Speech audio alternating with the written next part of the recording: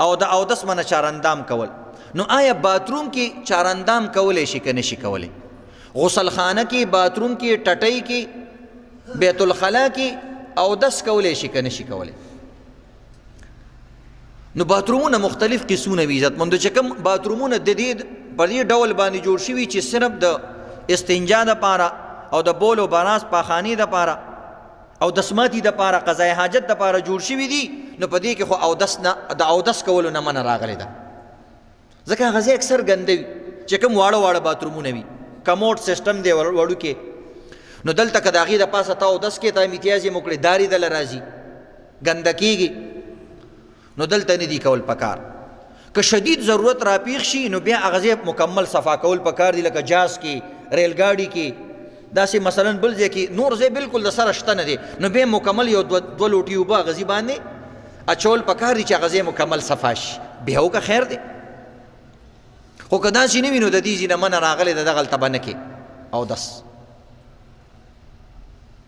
یو د دې وجې نه چې د انسان بدن ستر هلته کولاو وي، او دویم د دې وجې نه دا د ګند ځای دی، صفایي پکې پوره نه حاصلېږي.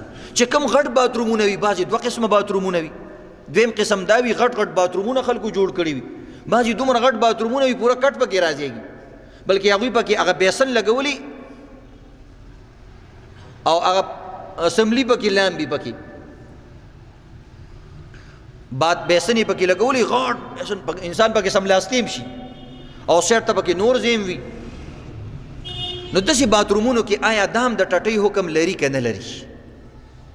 نو بعض عالمان وایي خیر د دې کې د اودس کولو گنجایش شته، ځکه کموډ هغه سر کې 5 غزه 6 غزه 10 غزه لرې دي چې کوم دی بیسن جوړ شوی وي او صفا سوتره ټیلونه پکې لګېدلي دي، د میتیزو یو داره یو ساسکې پکې نه معلومیږي.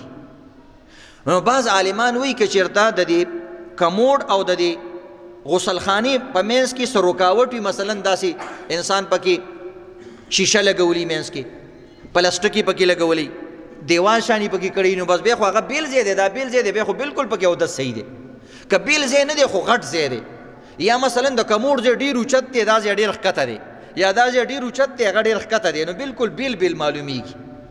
نو دې صورت کې په دې کې گنجایش شته، ځکه دا بیل بیل مقامات شمارلی کېږي، ځان ته ډېره مه ګرانوئ. بیا هم بهتره دا خبره ده چې ته د هغې ځای نه راوځه، په کور کې د اودس دپاره ځان له بیل ځای جوړ کړه. بهتره خبره بیا هم دا ده چې بار یې وکړه، د شک و شبهې نه پاک کار کوه، صفا سوتره کار کوه. خو عزتمندو نن سبا هر سړی مصروف دی، دفترونه دي، هلته ډېر زیات ټایم تاله لمونځ دپاره نه درکوي، که زیات ټایم هلې بیا د باندې پابندي لګوي، پردي نوکري وي، ډېرې خبرې وي، بار ملکونو ته تللی وي، که ته داسې اودسونو پسې ځای په ځای باندې ګرځې نو ګاډې د نه ځي، لوی مسلې جوړېږي. نو دین به موقع ته به ګورې، د هغې مطابق به کار کوې. دې ته ویلی کېږي د علم په رڼا کې کار کول. نو هر ځای کې به د اودس طریقو کې هم ته فرق راولي.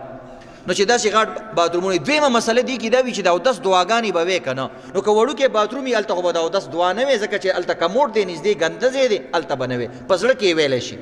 او چې غټ وي نو بس هغه مسله ده چې لږ لرې ځای وي، نو بیا هم تاله پکار دا دي چې داسې دبي اواز ورته وایي، داسې په مړ اواز باندې دعاګانې وایه چې کوم غټ باتروم وي. نو دې انداز سره چې کوم دی به انسان پکې دعاګانې، یا شیشه ده مثلا شیشه کې ودرېدی د هغې خپله دعا ده، نو هغه دعا هم پکې ویلی شي داسې رو رو الفاظ سره. او چې کوم باتروم کې اوبه ودرېږي ټټۍ شان ده ګند پکې ودرېږي، هلته به بیا بالکل اودس نه کړي، بیا بار کول پکار دي.